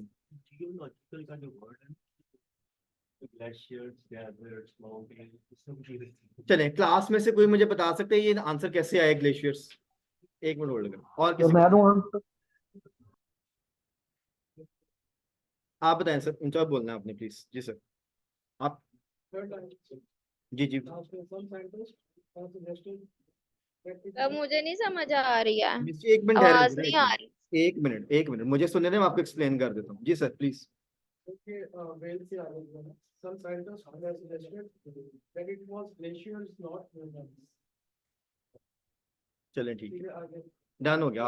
आपने बिल्कुल सही बताया, मैं इनको एक्सप्लेन करता हूँ। मिस्टर, आपने मेरी बात सुनी ध्यान से, इसको हम पहली लाइन से लेके चलते हैं। As early as 1970s, geologists have been adding their voices. Geology का जियोलॉजिस्ट से आ गया, इसका मतलब कि हमारा कीवर्ड मैच हो गया। यहाँ पे जो प्रोफेशनल उनका जिक्र किया हुआ है, वैसे उसने वहां पे वर्ड जियोलॉजी का यूज किया है क्वेश्चन के अंदर। सो एक कीवर्ड मैच हो गया। वो क्या कह रहे हैं जी, to the debate over how Stonehenge came into being. ये बना कैसे है, बेसिकली एग्जिस्ट कैसे हुआ है। Challenging the classic image of industrious builders pushing, cutting, rolling और हॉलिंग। इससे पिछले पैराग्राफ में ये सारा कुछ लिखा हुआ है कि ह्यूमंस ने पुश किया, डिफरेंट तरह की ट्रॉलीज यूज की जिसको हम कार्ट बोलते हैं, रोल किया, मे बी हॉलिंग का वर्ड अभी हमने एक्सप्लेन किया है कि मे बी ऑक्शंस के थ्रू उन्होंने किया हो। Giant stones from far away Wales, Wales जगह का नाम है, ठीक है, वहां से भी ये पुश करके लेके आएंगे, ठीक है। आगे का कह रहे हैं जी, सम साइंटिस्ट्स, चैलेंज कहाँ पे देखे ना, ये वाली जो बात है ये तो ऑलरेडी हमने पिछले पैराग्राफ से पढ़ी, ये तो एक थ्योरी है, उसको वो क्या कॉन्ट्राडिक्ट कर रहे हैं, सम साइंटिस्ट्स हैव सजेस्टेड, ठीक है, that it was glaciers not humans.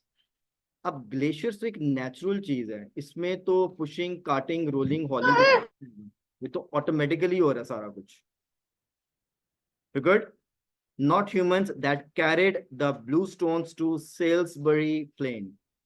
तो अगर आप ये पहली 4 लाइनें पढ़े हैं तो इसके अंदर उसने टोटल पैराफ्रेज किया हुआ है कि एक्चुअली यहां तक पहुंचे कैसे हैं। हाँ जी, यहां तक मेरे साथ हैं मिस जी, ओके करो फटाफट। Yes sir. Fair enough, ठीक हो गया। ओके जी, what about 6, 7, 8, question number 6, 7, 8। Okay तो 7, 8 कर दीजिए तो। सर मैं 6 से स्टार्ट करूं फिर 7, 8 भी कर लेते हैं।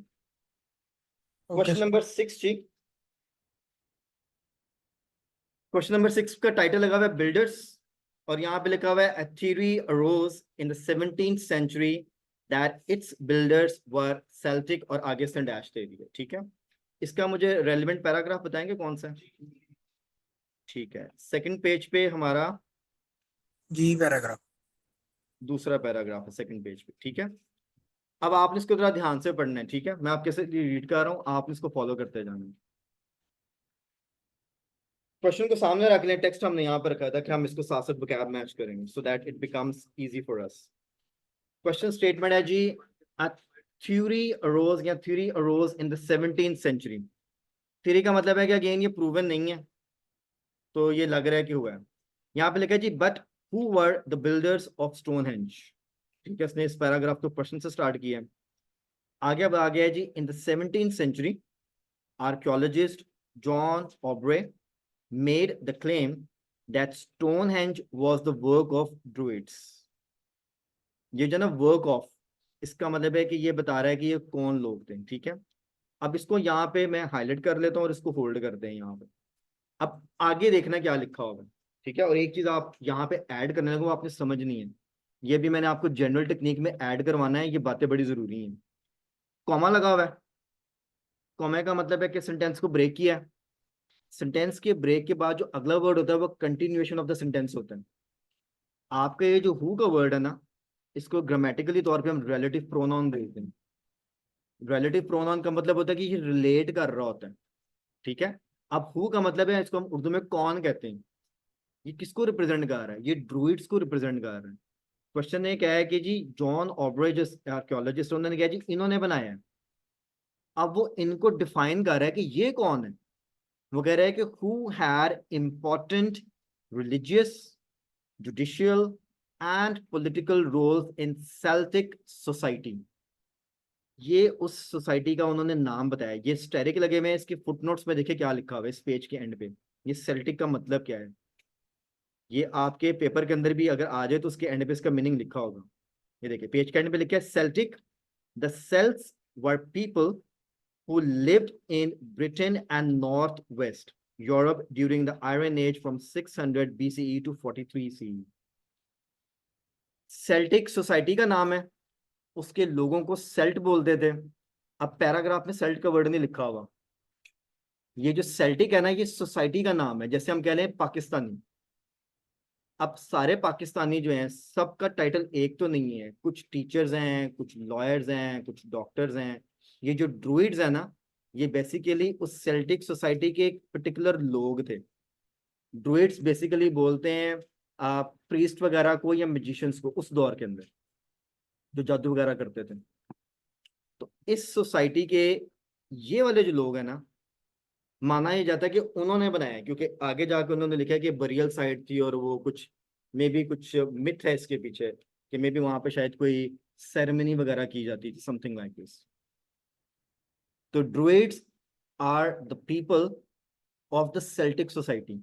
कैसे पता लगा है, एक्चुअली ये सिर्फ हु ने हमें सिखा दिया और हमें कॉमन ने सिखाया कि आप जब पढ़ रहे हैं क्वेश्चन ये है कि यार किसने बनाया है, सेल्टिक में कौन से लोग हैं जिन्होंने बनाया है। सोसाइटी वही है, इस सोसाइटी के इन लोगों ने बनाया। That was the twist in the question. अब 8 क्वेश्चन है, 4-5 चीजें हैं, तो एक आधे में तो ट्विस्ट आना था सर। क्वेश्चन ये जैसे देखिए कि सारे रो वाइज हैं, सीक्वेंस वाइज आएंगे, इसी तरह आएंगे या फिर सीक्वेंस चेंज हो सकता है? सर बताया तो उस वक्त आप पेज पर लड़ रहे थे, क्या कहा था मैंने, बताएं सर को। 100% सीक्वेंस है, सिर्फ मैचिंग क्वेश्चन सीक्वेंस में नहीं होते, all other questions are sequence. जब मैचिंग आएंगे मैं आपको खुद बताऊंगा ये मैचिंग है, बल्कि इस पे लिखा होता है। अब फिलिंग द ब्लैंक्स है, नोट्स है, समरी है, जो मर्जी है, सीक्वेंस में है। सर जी ये लिख लें कहीं पे, सबको कह रहा हूँ लिख लें कहीं पे, इसलिए फॉर्मेट आके बार बार बताते हैं। ये हर क्लास में बताया जाता है कि क्वेश्चन सीक्वेंस में। हाँ जी, question number 6 is good. Alright जी, let's Yes, do sir. Question number 7 and 8। Okay जी, क्वेश्चन नंबर 7 में लिखा है जी, आप पर्पस लिखा हुआ है। पर्पस जो है ना उसने आप एक्चुअली आखिर में लाके डाला हुआ था। क्वेश्चन नंबर 7 का स्टेटमेंट है, many experts agree it has been used as a dash site। ठीक है, many experts का मतलब है कि इस जगह पे जितने भी लोगों ने रिसर्च किया और वो एक्सपर्ट्स अपने अपनी फील्ड के जो भी हैं, उनमें से ज्यादातर लोगों का मानना ये है, या इस बात पे उनका एक इत्तेफाकिया राय है, क्या है कि many experts agree that's one keyword, it has been used as a, कि इसका जो पर्पस था ना वो ये था, ये इस काम के लिए यूज होती होगी जगह। ठीक है, मुझे इसका रेफरेंस कौन से मैंने पैराग्राफ में बताया था इसका आंसर, आए। और ये सेकंड पेज पे कौन सा पैराग्राफ बनेगा, Fourth. ठीक है। यहाँ पे लिखा है जी, इफ द फैक्ट्स सराउंडिंग, मैं 4th पैराग्राफ से पढ़ रहा हूँ, ठीक है, जो कि हमने आई मार्क किया अपने हिसाब से। This paragraph, if the facts surrounding the architects and construction of Stonehenge remain shadowy at best, the purpose of striking monument is even more of a mystery. While there is consensus among the majority of modern scholars, consensus का मतलब होता है agreement, जब आपके पास एक number हो और काफी सारे लोग किसी एक बात पे एग्री हो जाए, जैसे 10 लोग हैं तो 10 में से 6 लोग एक बात पे एग्री कर रहे हैं, कंसेंसस है हमारे पास। ठीक है, तो फिर वोटिंग अगर करेंगे तो 6 लोगों की बात को एग्री या मान लिया जाएगा। हाँ, कंसेंसस किस चीज पे है, among the majority of modern scholars, ये आपके मॉडर्न स्कॉलर्स आगे, that Stonehenge once served, means ये किस पर्पस के लिए यूज होता था, the function of a burial ground. ठीक है, ग्राउंड का वर्ड वहां पे साइट के साथ पैराफ्रेज्ड है, तो बरियल क्या हुआ, ये आपका मेन वर्ड था कि इसका जो मेन पर्पस था वो बरी के लिए था, मीन्स के काइंड ऑफ कब्रिस्तान था, कुछ लोगों का मानना ये, क्योंकि वहां पे बहुत सारी हड्डियां मिली हैं, इसी वजह से कुछ लोगों का मानना यह था कि वहां पे शायद जादू वगैरह करते थे, इसलिए वो ड्रूइड्स का वर्ड वहां पे यूज किया।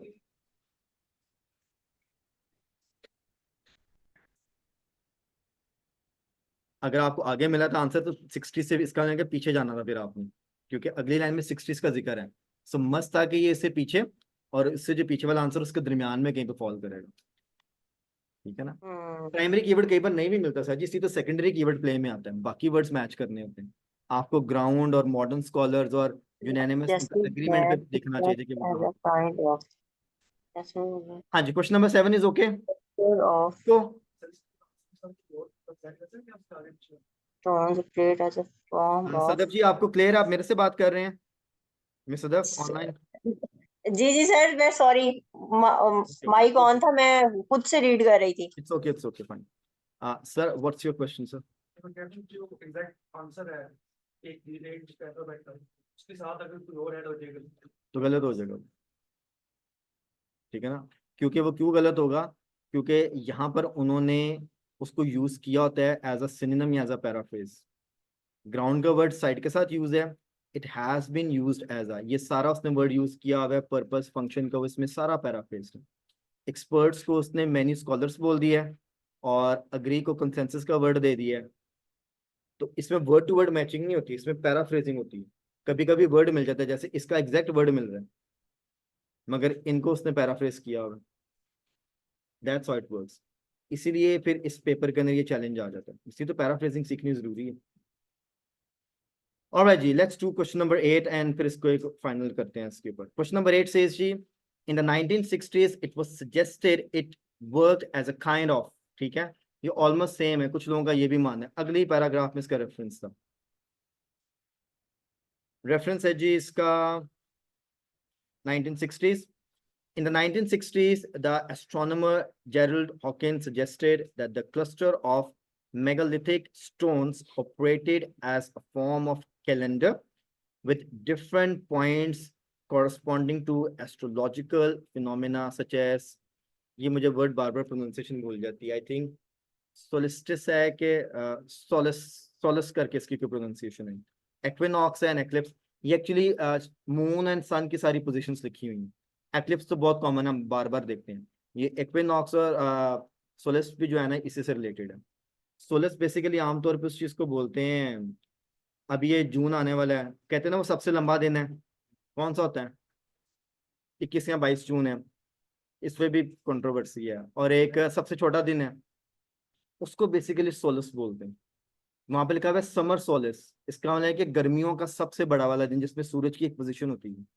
और फिर एक विंटर में सोलस आता है जिसमें सूरज की एक पोजीशन होती है जो सबसे छोटा दिन बन जाता है। तो that particular word is use for that thing, ये एक्चुअली उनसे रिलेटेड है।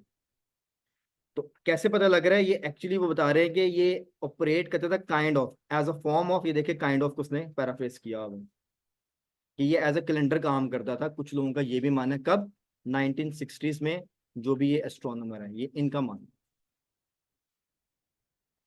हाँ जी, कहाँ तक पहुंची बात फिर, आई बिलीव एटलीस्ट ये वाले क्लियर हो गए होंगे, ठीक है। अच्छा, एक जनरल बात करने लगा, बुक्स थोड़ी देर के लिए बंद कर देंगे तो फिर अच्छे से समझ आ जाएगी, बुक्स क्लोज कर दो। हमने अभी जो ये सारे मैचिंग किए हैं, इसमें इंस्ट्रक्शन उन्होंने बड़ी क्लियर दिया, नो मोर देन 2 वर्ड्स। इसका मतलब होता है कि आंसर 1 वर्ड में भी आ सकता है, 2 में भी आ सकता है। जरूरी नहीं कि हर आंसर 2 वर्ड में होगा, और ये भी जरूरी नहीं कि हर आंसर 1 वर्ड में, ठीक है। अब अगर 1 वर्ड का आंसर बन रहा है, जैसे भी आपने बरियल का पूछा, तो अगर वहां पे आपको लग रहा है यार मेरे पास तो ऑप्शन है, मैं 1 वर्ड और लिख सकता हूँ, तो लिखना तभी होता है जब वहां पे वो फिट होगा। इसका मतलब है कि कीवर्ड मार्किंग और पैराफ्रेजिंग ही डिसाइड करवाती है कि वर्ड लिखना है कि नहीं लिखना, जो कि आपका सेकेंडरी कीवर्ड अभी मैंने बताया था। इस तरह के क्वेश्चंस में वो एक्चुअली आपको वर्ड दे रहा होता है, ठीक है, क्योंकि यहाँ पे प्राइमरी कीवर्ड लोकेशन दे रहा था। तो अगर मैं जनरल बात करूं तो कीवर्ड आपको गाइड करता है कि 1 वर्ड लिखना है, 2 लिखने हैं, कि क्या आंसर आएगा और कहाँ पे होगा, वो भी कीवर्ड ही बताता है। तो कीवर्ड के 2 काम होते हैं, लोकेशन देना और at the same time answer भी देना। गुड। अगर आपने 2 वर्ड्स लगा दिए और आपका आधा वर्ड ठीक है, तो आइल्स में आधे मार्क्स का तो कोई कॉन्सेप्ट नहीं, गलत है तो गलत है, सही है तो सही है। मगर सीखना वहां से ये है कि यार मैंने वोकैब को मैच करना सीखना है, मैंने क्यों यहाँ पे 2 वर्ड्स लगा दिए जबकि 1 वर्ड में आंसर आना है, तो वो लर्निंग है आपकी। यहाँ तक मेरे साथ हैं, ओके। अभी मैं क्लास को वाइंड अप करूंगा, मैंने एक जनरल टेक्निक आपको बतानी है, वो सुननी है, वो बहुत इंपॉर्टेंट है, जो कि मैंने बीच बीच में गाइड भी की है। वो कीवर्ड से भी अगली गेम है। गुड, सुनने के लिए रेडी है, ध्यान से सुनना। हम एक्चुअली हर वक्त ना पेपर को करते रहते हैं सॉल्व, अच्छी बात है, करना भी चाहिए क्योंकि हमें स्कोर चाहिए। मगर सॉल्व करने का मजा तब आएगा जब हमें कुछ और चीजों का लाइक नॉलेज हो या हमें प्रैक्टिस में वो आती है। That is simply reading. आप चाहे स्किम स्कैन टेक्निक लगा लें, आप चाहे रीडिंग मेथड लगा लें, गेम आके खत्म होगी कि आपने स्टेटमेंट को पढ़ा कैसे, उसको क्या आपने वैसे ही इंटरप्रेट किया जैसे राइटर ने लिखा हुआ है और क्वेश्चन सेट हुआ हुआ है, कि आपने अपने हिसाब से कोई मतलब बना लिया। अगर आपने अपने हिसाब से मतलब बनाया है तो गेम नहीं बनेगी, क्योंकि आंसर गलत हो जाएगा आपका। उस चीज को सीखने के लिए एक अलग से प्रैक्टिस करें, ये प्रेप प्रैक्टिस की बात करो, ये एग्जाम की प्रैक्टिस नहीं है। आप अच्छे से प्रिपेयर करेंगे तो एग्जाम में एग्जीक्यूट हो जाएगा। करना क्या है, मैं उसी पैराग्राफ एग्जांपल ले तो जहां से भी हमने आंसर निकाला है वहां से अच्छी समझ आएगी। ये जो पैराग्राफ हमने स्टोन हेंज वाला किया ना, फॉर एग्जाम्पल, आप जब भी रीडिंग करें ना, आपने माय डियर फ्रेंड्स कोशिश करनी है कि लफ्जों की पहचान सीखनी है। आइल्स की गेम लफ्जों के ऊपर, फिर लिसनिंग, रीडिंग, स्पीकिंग, राइटिंग सब कुछ सॉर्ट आउट होना शुरू हो जाएगा। ठीक है, इस पैराग्राफ को जब उसने स्टार्ट किया, आई एम टॉकिंग अबाउट जो मैंने डिस्प्ले किया फर्स्ट पैराग्राफ, दिस वन, उसने पहला वर्ड ही बट लगा दिए। ये आमतौर पे कनेक्टर यूज होता है और इसका मतलब होता है कॉन्ट्राडिक्ट करना। अगर मेरा पैराग्राफ स्टार्ट हो रहा है बट के वर्ड से, इसका मतलब है कि वो इससे पिछले पैराग्राफ को कॉन्ट्राडिक्ट कर रहा है। जो भी इससे पीछे लिखा है ना, now is going to give us another angle of the information. अब इसका मतलब है कि ऑटोमेटिकली पिछला पैराग्राफ इन्वॉल्व है साथ। आपने कनेक्शन सीखना होता है कि paragraph to paragraph, sentence to sentence connect कैसे हो रहे हैं। कनेक्शन बिल्ड हो गया तो पूरा आर्टिकल, पूरी लाइन, पूरा पैराग्राफ समझ आना शुरू हो जाता है। तो बात शुरू होती है लाइन से, फिर पैराग्राफ पे और फिर आर्टिकल पे जाती है वो। पहली चीज तो ये थी इसके अंदर। जैसे मैंने आपको यहाँ पे ला के रोका है, ये ड्रूइड्स आंसर एक्चुअली मुझे रिलेटिव प्रोनाउन ने दी। अब ये तो होगी मेरी ग्रामर की नॉलेज, ग्रामर को भी साइड पे कर देते, मुझे नहीं ग्रामर आती। मुझे इतना तो पता है ना कि ए से लेके जी तक अल्फाबेट्स हैं, ये तो मेरा ख्याल है सबको पता है। इंग्लिश के अल्फाबेट्स ए टू जी हैं। अगर इनके अलावा कोई भी चीज यहाँ पे लिखी है तो वो पंक्चुएशन ही होगी। अगर तो मुझे इसका मीनिंग आता है फिर तो बल्ले बल्ले, और अगर नहीं आता तो वो वर्ड तो नहीं है। इसका मतलब something is happening there, I need to understand that thing. अब उन्होंने यहाँ पे लगा दिया कॉमा। हमें टीचर्स ने ये सिखाया हुआ बचपन से कि जब कॉमा आता है तो रुकना चाहिए। इसका मतलब है कि जब सेंटेंस स्टार्ट किया उसने यहाँ से, उसने कॉमा यहाँ लगाया हुआ है। पहले तो उसने कहा रुके यार, ये समझ लो ये मैं बात क्या करने लगा। यहाँ पर उसने आपको टाइम स्टैम्प दी है कि मैं इस सेंचुरी की बात करने लगा। फिर उसने आपको एक और स्टेटमेंट दी जो डुइट्स पे जाके कॉमा लगा हुआ है। आपका काम था कि इन दोनों को जोड़ते हैं कि यार यहाँ से यहाँ तक क्या सेंस बन रही है। और फिर उसने हु के बाद सोसाइटी पे जाके फिर एक और, बल्कि यहाँ पे उसने ये लिस्ट के लिए कॉमा दिया हुआ है। ठीक है, अब देखा ना, कॉमा का भी दो यूज यहाँ पे नजर आ रहे हैं। एक होता है सेंटेंस को ब्रेक करना, एक होता है लिस्ट बनाना। ये जो रिलीजियस के बाद कॉमा है ये लिस्टिंग के लिए है, और ड्रूइड्स के बाद जो कॉमा है वो सेंटेंस ब्रेकिंग के लिए। अब अगर मैं रीड करते हुए इन चीजों को इग्नोर करी जा रहा हूँ, मुझे सेंस नहीं बनेगी। मैं जुमला शुरू से लेके एंड तक पढ़ लूंगा और मुझे समझ ही नहीं है कि मैंने क्या बोला। सिर्फ अभी मैं पंक्चुएशन के ऊपर हूँ, और ये कॉमा है जो कि बेसिक है, कॉमा और फुल स्टॉप। इसके साथ अगर आपको वर्ड्स की समझ आनी शुरू हो जाए, जब भी हु लगा होता है, जैसे मैंने प्रोनाउन का वर्ड यूज किया, आपको ही शी का तो पता ना, ही शी इट। इसका मतलब है कि ये किसी ना किसी को तो रिप्रेजेंट कर रहे हैं। अब किसको रिप्रेजेंट कर रहा है वो देखें पीछे किसकी बात है। पीछे उसने जॉन का नाम भी ले लिया है, उसने स्टोनहेंज का नाम भी ले लिया है, उसने ड्रूइड्स का नाम भी ले लिया है। तीन लोगों के हैं, तीन चीजों के नाम आ गए। अब ये हु किसको रिप्रेजेंट कर रहा है, अगर ये आपको समझ नहीं आएगा तो आपको आगे सेल्टिक सोसाइटी का समझ ही नहीं आएगा कि वो कौन है। No, that is where the mistake happened in this particular question. अगर मैं 4-5 सवाल इसी सेटअप पे डाल दूं, आपके तो 8 में से 4 नंबर आने। Make sense? अब मैं जितनी मर्जी टेक्निक आपको बता दूं, आपको तो रीड नहीं करना आ रहा, आप आंसर तक कभी भी नहीं पहुंचेंगे। No, that is what you need to do apart from solving it, just read it. एक आदत बना लें। मैंने एक आर्टिकल, बहुत ज्यादा बल्कि आप कह लें यार मैंने एक पैराग्राफ पढ़ना है, मगर उसको समझ के पढ़ना है। एक एक वर्ड, एक एक लाइन आपको जोड़नी आनी चाहिए कि यार इधर जुड़ रही है। शुरू में ये मुश्किल लगेगा क्योंकि आपको नहीं आता। जैसे जैसे आप सीखेंगे यू विल इम्प्रूव, और पेपर में आप ये स्पीड से पढ़ेंगे और आपको सब समझ आ रहा होगा। आपकी जो री रीडिंग वाली बात है ना, और सेंसिटिव बनती है, वो सब एलिमिनेट हो जाएगा। It is just reading. Paper solve करना एक बहुत हेक्टिक एक्टिविटी होती है, ब्रेन ड्रेन हो जाता है, थक जाता है बंदा। मगर अगर आपने सिर्फ रीडिंग करना है ना, शौक पैदा करें थोड़ा सा, आपको चीजें समझ आनी शुरू हो जाएंगी। ये आगे टेक्निक टुकनूक तो कुछ भी नहीं है, सिर्फ एक प्लस पॉइंट्स हैं। एक्चुअली गेम रीडिंग पे टिकी है। आपको पैराग्राफ या आर्टिकल रीड करना आना चाहिए, दैट्स द गेम। ये भी मैंने सिर्फ एक पैराग्राफ का एक बताया। आगे आप देखिए यहाँ पे फिर हु लगाया हुआ है। उसने सेंटेंस के स्ट्रक्चर्स बनाए हैं सर जी। ये समझ आ गया, राइटिंग समझ आ जाएगी। लिसनिंग, रीडिंग और राइटिंग एक्चुअली कॉम्बिनेशन में होते हैं। So you know how to read a sentence, you can write a sentence. हाँ जी, ये है जनरल टेक्निक। इररिस्पेक्टिव जौन सा मर्जी सवाल करें, ये आपको हर दफा करना पड़ेगा क्योंकि आंसर तो टेक्स्ट में से निकालना है। Making sense? तो मेरी एक हम्बल रिक्वेस्ट है, एडवाइस है, जैसे मर्जी समझ लें। डेली पढ़ना है, सिर्फ रीड करना है, सॉल्व खुद ब खुद होगा। रीड करना सीखें। और ज्यादा नहीं, एक पैराग्राफ पढ़ लें, 2 पढ़ लें। अब इसके अंदर है कि जो सर ने शुरू में सवाल किया था, सर वर्ड की समझ नहीं आती है, पहली गेम तो यहाँ से खराब होती है, छोटे छोटे वर्ड्स की समझ नहीं आती है, मुझे हु का, आर का, इन का, ऑफ का ही नहीं समझ आ रहा कि यूजेज कैसे हुआ होगा। फिर जब ये आपको मसला सॉर्ट आउट होगा, फिर आपने जाना है वर्ड्स के मीनिंग पे।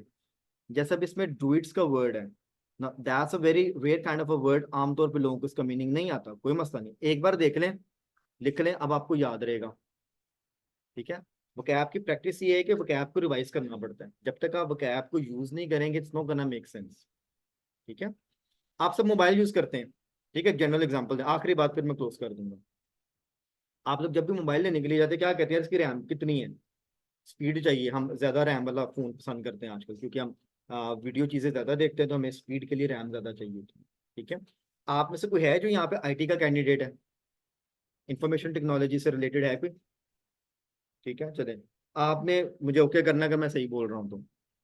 आपके जो कंप्यूटर सिस्टम है, जो मोबाइल सिस्टम है, इसमें एक आपकी स्टोरेज होती है, आपने तस्वीरें सेव की हुई हैं, ठीक है, कितने सालों का डाटा होगा मे बी उसमें, आप जाते हैं उसको क्लिक करते हैं, वो आपकी स्क्रीन पे ओपन कर देते हैं। इसका एक मैकेनिज्म होता है, आपके फोन में स्टोरेज है, मगर हर वक्त तो वो तस्वीर ओपन नहीं ना होती, जब आप क्लिक करते हैं तभी ओपन होती है। इट मीन्स एक मैकेनिज्म है कि वो उसको स्टोरेज से उठाता है, आपके डिस्प्ले पे ले आता है। ठीक है, अब सिस्टम काम कैसे करता है, सिस्टम ने एक हार्ड ड्राइव रखी हुई है जिसको हम स्टोरेज बोलते हैं, वहां पे जब क्लिक होता है तो वो उसको रैम में लेके आता है। ठीक है, इसी तरह आपका ब्रेन काम करता है एक्टिव और पैसिव मेमोरी के अंदर। एक्टिव मेमोरी में जो अभी बातें कर रहा हूँ, ये घंटे बाद आपको वॉश आउट हो जाएंगी, कुछ 2-4 याद रहेंगी, वॉश आउट। और अगर आपने समझ ली है तो वो आपकी पैसिव मेमोरी में चलेगी, आपको कोई पूछेगा, आप कहेंगे हाँ यार आज लेक्चर में यह बात हुई थी, 2 दिन बाद वो भी आपको भूल जाएगा। अगर आपने पैसिव मेमोरी वाली बात को रिकॉल करके बार बार एक्टिव में कन्वर्ट किया, वो एक्टिव पैसिव खेलता रहेगा। क्या होगा कि ब्रेन ऑटोमेटिकली एक ऐसी जगह बनाएगा कि उसको मसल मेमोरी में कन्वर्ट कर देगा, वो कभी भी नहीं भूलेगी। उसको बोलते हैं क्रैम करना। जब तक कुछ वर्ड्स क्रैम नहीं होते, वो आपकी मसल मेमोरी में नहीं जाते। कुछ वर्ड्स हैं जो आपको बचपन से याद है और अभी तक नहीं भूले, और मरते दम तक नहीं भूलेंगे। कुछ ऐसे हैं जो आपने पिछले हफ्ते याद किए होंगे और अभी भूल गए होंगे। इसका मतलब कि वो एक्टिव से पैसिव में गए थे, पीछे स्टोरेज तक नहीं गए, वहां से वॉश हो गए। So my dear friends, vocab जो है ना, वो रिवाइज करने से बिल्ड होती है। आज पढ़ी है, कल दोबारा रिवाइज करें, वो एक्टिव पैसिव पहले खेलती रहेगी, फिर जाके वो कहीं मसल मेमोरी में कन्वर्ट होंगी, फिर एग्जाम में आप उस तरह का वर्ड पढ़ेंगे ना, आपको याद रहेगा, एंड सो ऑन। अब पैसिव से मसल में कन्वर्ट करने के लिए एक और मेथड भी है, वो फिर किसे टू बी कंटिन्यू। टाइम है। नहीं सर, एक एक चीज को समझ जाए वो काफी है। अभी एक्टिव हाँ पैसिव फिर याद रखिए, सो दैट भूल यू जाएंगे। गुड। ओके, आज मैंने सिर्फ आपको सर हेडिंग्स करवाए हैं, मुझे जरा लेक्चर क्लोज करने दें मिस जी। सर और भूल सर, जाएंगे आप। नहीं नहीं भूलता, टेंशन ना लें। आज मैंने आपको सिर्फ ये फिलिंग बैंक्स करवाए हैं, मगर इसमें खास चीज बताइए कि जंप कब आता है इसके अंदर। ठीक है, और हमने सीखा है कि वोकैब कैसे मैच करनी है और एक्चुअली रीडिंग कैसे करनी है, दैट्स द टेक्निक। ठीक है, इसी, आपने क्वांटिटी पे काम नहीं भी करना, क्वालिटी पे कर लें, क्वांटिटी ऑटोमेटिकली आनी शुरू हो जाएगी। Make sense? ठीक हो गया, बाकी हम इसी को आगे कंटिन्यू करेंगे, आपने इसको ट्रू फॉल्स करके आने हैं। कल मैं थोड़ी सी स्पीड पकड़ूंगा। ठीक है ऑनलाइन फ्रेंड्स, आज का लेक्चर हम यहीं पे वाइंड अप करेंगे।